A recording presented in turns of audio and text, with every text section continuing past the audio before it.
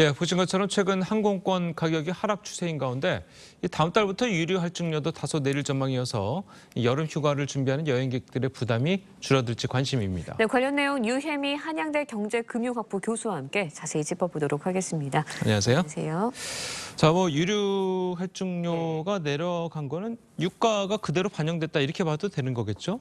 예, 그렇습니다. 이 항공권 값이라고 하는 것은요, 항공 운임료에 유류 할증료 그리고 그렇죠. 세금이 더해져서 결정되는데요. 예. 이 중에서 이 유류 할증료가 유가가 계속해서 하락 추세를 보이면서 최근에 많이 하락을 했습니다.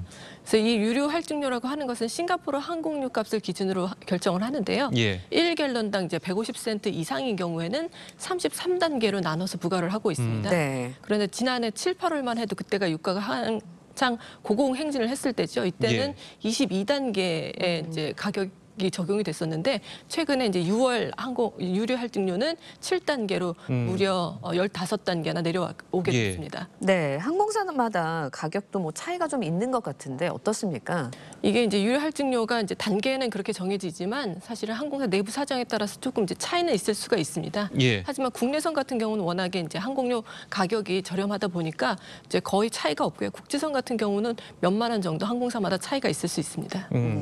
자, 결국 유류 할증료가 낮아지면 항공권 가격이 이제 떨어진다는 건데, 그 일본이나 동남아시아, 그러니까 사실 유류 할증료가 낮아지면 멀리 가는 비행기가 좀 더 싸지는 거 아닌가라는 이제 생각이 드는데, 근거리 항공권 가격의 하락세가 이제 뚜렷한 거는 어떤 다른 이유가 있나요?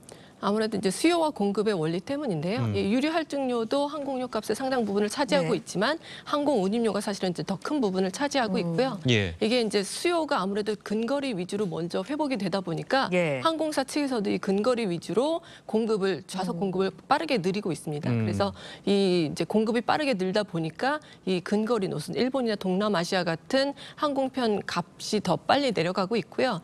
하지만 이제 점차 미국이나 이런 여러 가지 원거리 노선들도 가격이 앞으로는 하락할 것으로 예상이 됩니다. 예. 네, 앞으로는 이제 하락한다고 하셨지만 그래도 미국과 유럽도 이제 장거리 노선 항공권 가격 아직까지도 많이 비싸다고 얘기를 하시거든요. 왜 그런 건가요? 예, 이게 아무래도 이제 수요가 빨리 회복이 되지 않고 있는 데다가 이 수요가 빨리 회복이 되고 있지 않으니까 항공사 측에서도 공격적으로 이 공급을 늘릴 이유가 없기 때문인데요. 2019년 가격 기준으로 해서 이제 미주 노선이나 유럽 노선 같은 경우는 여전히 그때보다 훨씬 더 높은 가격에 판매가 되고 있고요. 그런데 이 항공편을 증편하는 것도 그냥 단순히 그냥 항공사가 원할 때마다 증편을 할 수 있는 것은 아니고요. 그 상대 국가의 방역 사정이라든지 그렇겠죠. 국가 간의 협의도 필요하고 또 수요가 충분히 회복된다는 그런 이제 보장이 돼야지 결국에는 항공사들도 증편을 공격적으로 할 수 있을 테니까요. 이제 원거리 이제 노선에 대한 수요가 점점 늘어나면 공급도 점차 활발하게 늘어날 것으로 생각이 듭니다. 그럼 교수님 보시기에는 그렇게 공급이 좀 늘어나고 국제선이나 이렇게 장거리 노선이 항공권 가격이 이제 예전처럼 떨어질 시점은 언제라고 좀 예상을 하십니까? 제가 예상하기로는 적어도 연말 내지 이제 내년 정도까지 돼야 될 것으로 보고 있는데요. 지금 1월부터 4월까지 항공사들이 공급하는 그 좌석의 수가 한 2천만 석 정도 되거든요.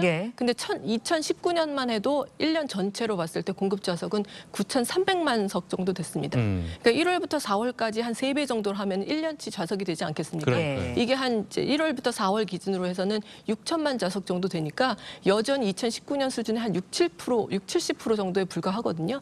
이거를 한 90% 내지 100%까지 끌어올리려면 항공편이라든지 아니면 인력 같은 거 충원이 충분히 이루어져야 하는데 이게 아무래도 시간이 걸리다 보니까 연말 내지는 내년 정도는 돼야지 예년 가격을 좀 회복할 수 있을 것으로 생각이 됩니다. 네, 여름 휴가가 다가오고 있습니다. 그렇다 보니까 해외여행 준비하시는 분들 많은데 도움이 될 수 있는 저렴한 항공권 구매 방법이 있을까요? 예, 항공권도 사실은 이제 언제 출발하고 언제 도착하는지에 따라서 가격이 천차만별이지 않습니까? 근데 대체로 화요일 날 출발해서 목요일 날 도착하는 편이 좀 다른 편에 비해서는 저렴하다고 알려져 있습니다. 그래서 만약에 일정을 조정하시기가 편하다면 이렇게 요일별로 좀 가격을 비교해서 구매하시는 것도 좋은 팁이 될 것 같고요.